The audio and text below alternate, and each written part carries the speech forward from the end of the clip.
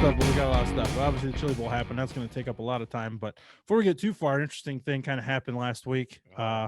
Kind of an interesting racing story, family racing story on my side of the world. Okay. I mean, not even a racing story. Just the picture was put on one of those, late models of past Facebook groups, right? Like I follow a few of those, multiple, and one picture came up and it said it was Bill Hahn. Okay. My uncle. If you're in the video right now, you can see his name on that picture. It's just in frame. Bill Hahn. That's my uncle. Right So it was kind of interesting. It was in a W2 car. And I'm like, that's weird. I don't think that's right. So I tagged Bill. Uncle Bill's done passed away, but his brother, my Uncle Paul, is still around. So I tagged Paul in the comments, just kind of I think I've seen this. Hey, I just tagged him. I didn't have to say anything, but he knew exactly why I tagged him. I'm like, are you sure this is right? Because Paul's in the 70s now, and he remembers a lot of that kind of stuff. He was around, and he messaged me, goes, I don't think that's Bill, man. And I'm like, yeah, dude, I never remember him racing a number 2 W2 car ever. So late, I'm sitting around that night.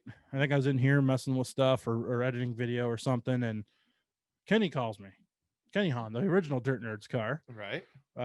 calls me and he goes, hey, Paul said you found that picture of that W2 car. And I said, yeah, I never remember Uncle Bill ever being in a car like that, even hearing about it over the years. He had so many different rides. And he goes, well, it's a funny story. He says, I go down. He was 19, and Kenny's like mid 50s now. So he was 19 at the time. He goes down to Eldora for the World 100 just for shits and giggles to watch. He wasn't racing. He said he couldn't remember why Bill's car wasn't ready. Something either broke or they weren't ready. So you was working on it. Well, I wasn't even born at this. I don't even know what year this was, to be honest, but it's just one of those cool stories. Kenny's down there, and John Lawhorn was supposed to race this car. Okay. Well, John Lawhorn, been around forever. Everyone knows John. Was supposed to race this car, flaked on the people because he found a better ride or got offered a better ride or something. Right. So this guy in this W2 car had it sitting there with no driver. Well, Kenny knew Lawhorn just from the years of racing with Uncle Bill. And Lawhorn went with Kenny to the owner and said, hey, this guy's dad, he can drive. You should put him in the car if you still want to race it. He says, yeah, sure. So Kenny called my Uncle Bill, who was up here in Gibsonburg, and said, hey, get your helmet and your suit and get your ass down here. You got a car to race. So sure enough, he showed up and raced this W2. Was Jeff Walker, I believe was the name. It was Walker. That's why it's W. Jerry Walker? It could have been. Because Jerry's big down. Jerry still owns cars down in that area. Is a modified guy? Yep. I was going to say, so this guy was a modified guy. He owned a few cars, and like I said, back in the day.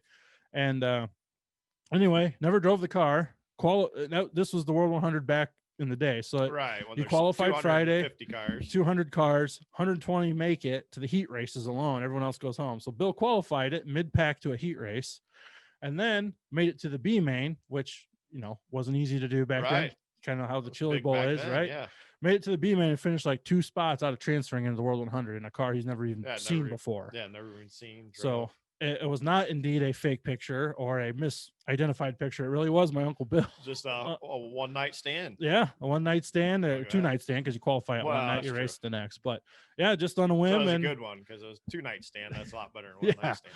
Yeah, especially in racing, in the racing world. So it was kind of an interesting story. I one of those, like, I never ever heard of that or knew that, and just from Kenny going down there just to watch. Well, and if it's the Walker, it still has cars. I mean, he's always got good pieces. I mean, it might be, or it could be related to him somehow. Yeah. Along the line. But Jerry, if it's Jerry, I mean, Jerry's an older gentleman. I mean, it could be. It was a J, I believe. He's got to be close to his 70s. I'd say Jerry could be is late 60s, early 70s. I somewhere in there.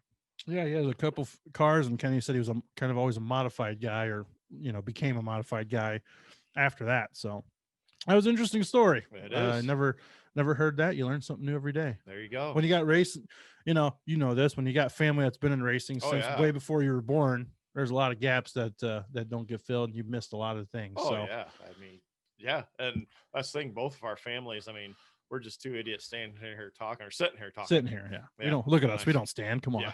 Yeah. We do to go get more beer. I mean, but yeah, I mean, both our families, it dates back before we was born. I mean, just, it's hard to believe because we've never seen it, but when they talk about a racetrack in Defiance, I've always heard about it growing up. Taylor's in Defiance, Taylor. And of course, me as a little, 5, 6 year, where's the racetrack in Defiance? I want to go. Well, there's no racetrack in Defiance. But knowing that my grandpa helped build, my grandma ran the concession, and just hearing some stories like that, it's like, wow. I mean, so yeah, we talk a lot, but we also have family roots back years and years and years before we was both born. Yes. So always interesting. And I always like hearing those older stories. So, some of the stuff that happened this week.